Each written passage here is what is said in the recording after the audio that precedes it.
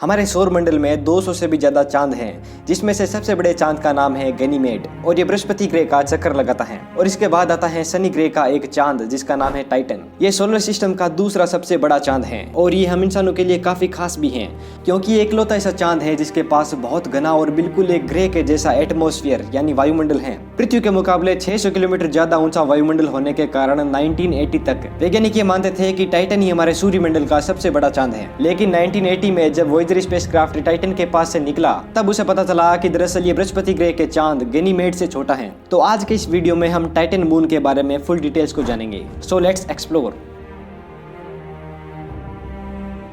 95% nitrogen gas और 5% methane gas से बना टाइटन का वायुमंडल सौर मंडल में सबसे विचित्र है। इसमें इन दो गैसों के अलावा जीवन के लिए जरूरी ऑर्गेनिक मॉलिक्यूल कार्बन और हाइड्रोजन भी मौजूद हैं। 2004 में कैसिन स्पेसक्राफ्ट को टाइटन के बारे में और भी ज्यादा जानकारी इकट्ठा करने के लिए भेजा गया था। इसके दौरान हमें पता चला कि टाइटन के एटमॉस्फेयर में मीथेन और नाइट्रोजन की बहुत ही तेज हवाएं चलती हैं, जिसमें प्रकाश भी पैदा होता है। अगर आपको नहीं पता तो मैं बता दूं कि ऐसा ही कुछ हमारी पृथ्वी पर भी होता है। टाइटन के साउथ पोल पर कई सारी मीथेन की झीलें मौजूद हैं। 2014 में वैज्ञानिकों ने एक बहुत ही अजीब चीज टाइटन की इन झीलों में पाई थी। दरअसल वैज्ञानिकों को यह पता चला कि इन झीलों में नाइट्रोजन गैस के बहुत ही बड़े बबल्स बन जाते हैं, जो कुछ समय के लिए एक द्वीप की तरह बने रहते हैं और थोड़ी देर बाद जब ये बबल खत्म हो जाते हैं वैसे ही ये आइलैंड भी खत्म हो जाता है। वैज्ञानिकों ने इन द्वीप को मोजेक आइलैंड का नाम दिया था। टाइटन का सबसे ज्यादा एरिया हाइड्रोकार्बन से बने हुए टीलों से ढका हुआ है। इसकी सतह पर मीथेन लिक्विड स्टेट में मौजूद है, जिसकी वजह से ये कभी कभी भाप बनकर बादलों की भी रचना करता है और कभी कभी तो मीथेन की बारिश भी इस चांद पर देखने को मिलती है। आकार की बात करें तो टाइटन का डायमीटर करीब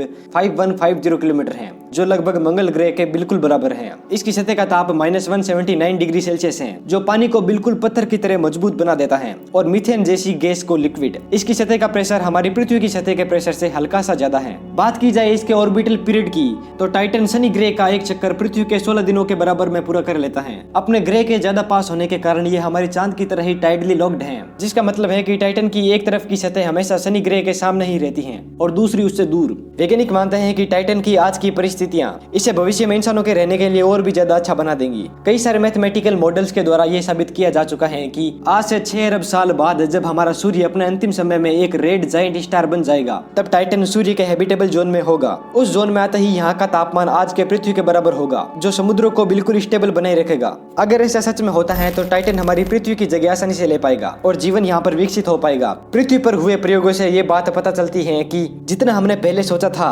टाइटन उससे कहीं ज्यादा हैबिटेबल है। पहले ये माना जाता था कि टाइटन पर मौजूद ऑर्गेनिक केमिकल सिर्फ वायुमंडल में ही मौजूद होंगे, लेकिन कई सारे एक्सपेरिमेंट से ये पता चला है कि ये केमिकल सतह के नजदीक भी मौजूद हैं। वैज्ञानिक पहले मानते थे कि टाइटन पर मौजूद हाइड्रोकार्बन की झीलें वहां मौजूद सॉलिड चीजों के पिघलने की वजह से बनी हैं, लेकिन नेचर जियोसाइंस में पब्लिश हुई एक नई रिसर्च के मुताबिक टाइटन पर मौजूद क्रेटर्स यानी गड्ढे नाइट्रोजन गैस के धमाके की वजह से बने हैं। दरअसल टाइटन की सतह का तापमान बढ़ने की वजह से नाइट्रोजन गैस भाप में बदल जाती है और एक धमाके के साथ बाहर निकलती है, जिससे बड़े बड़े गड्ढे बन जाते हैं। बाद में ये गड्ढे मीथेन, एथेन और हाइड्रोजन की बारिश की वजह से भर जाते हैं और इसी तरह से टाइटन पर हाइड्रोकार्बन की झीलों का निर्माण होता है। भविष्य में इंसानों को बचाने के लिए हमें टाइटन के केमिकल्स के बारे में जानकारी होनी चाहिए, पर फिलहाल वैज्ञानिकों के पास ये डेटा बहुत ही कम मात्रा में है। वैज्ञानिकों को सिर्फ ये पता है कि टाइटन पर मौजूद झीलें मीथेन और एथेन से बनी हुई हैं। हाल ही में कुछ दिन पहले वैज्ञानिकों ने इस चंद्रमा पर ब्यूटेन और एसिटिलीन गैसेस भी खोजी हैं, जो भविष्य में मानव सभ्यता के लिए फ्यूल का काम कर सकती हैं। टाइटन शनि ग्रह का सबसे बड़ा चांद है और पृथ्वी के अलावा इकलौता ऐसा ढूंढा गया ऑब्जेक्ट है जिसमें तरल यानी लिक्विड एक स्टेबल फॉर्म में मौजूद है। अगर आज इस चांद पर जाने की कोशिश की जाए तो यहाँ जाने में ही 7 साल का समय लग जाएगा, जो एक बहुत बड़ी परेशानी है।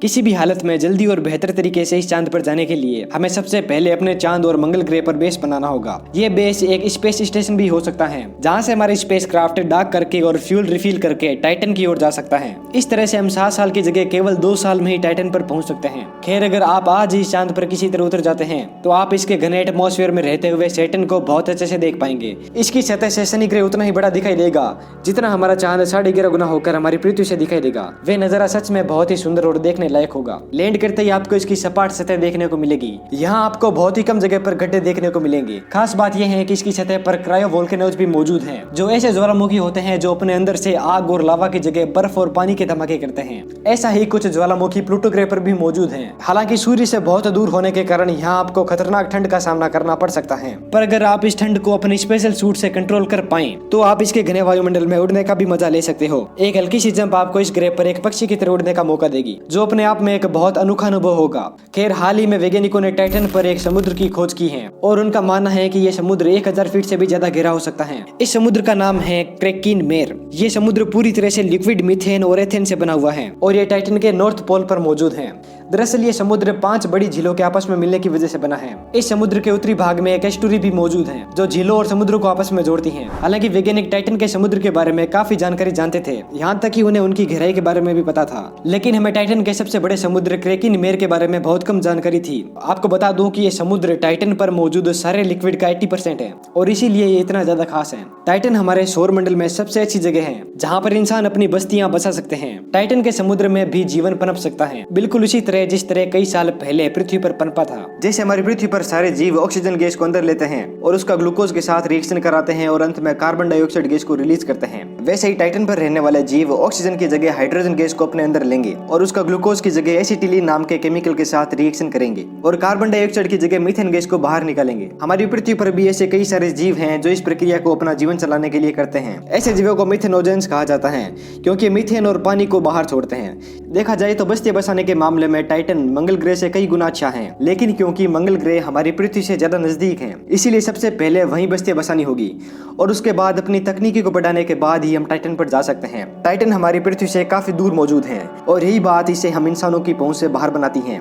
टाइटन तक संपर्क बनाने के लिए हमें बहुत तेज चलने वाले यानों की जरूरत है जो फिलहाल हमारे पास नहीं है और आने वाले कुछ दशकों तक होंगे भी नहीं। जब तक हमारे पास तेज चलने वाले यान नहीं आ जाते तब तक हम इंसानों का टाइटन पर पहुंचना बहुत ही ज्यादा मुश्किल है। लेकिन ये बात बिल्कुल सच है कि आने वाले भविष्य में हम इंसान टाइटन पर भी रह रहे होंगे क्योंकि बहुत ही जल्द हम इंसान टाइप 1 सिविलाइजेशन बन जाएंगे, जिसका मतलब है कि हम अपने ग्रह पर पूरी तरह से कंट्रोल पा लेंगे और ये करने के बाद हम सीधे अपने सौरमंडल को अपने कंट्रोल में लेने के लिए काम करना चालू करेंगे। फिलहाल पृथ्वी पर आने वाले 1 अरब साल तक कोई भी बड़ा खतरा नहीं है। ऐसे में मानव सभ्यता आने वाले भविष्य में टाइटन के अलावा भी कई ग्रहों और चंद्रमाओं को खोजकर उन पर अपना बेस बना सकते हैं। टाइप 2 सिविलाइजेशन बनकर हम ये काम आसानी से कर पाएंगे। तो दोस्तों आज के इस वीडियो में बस इतना ही।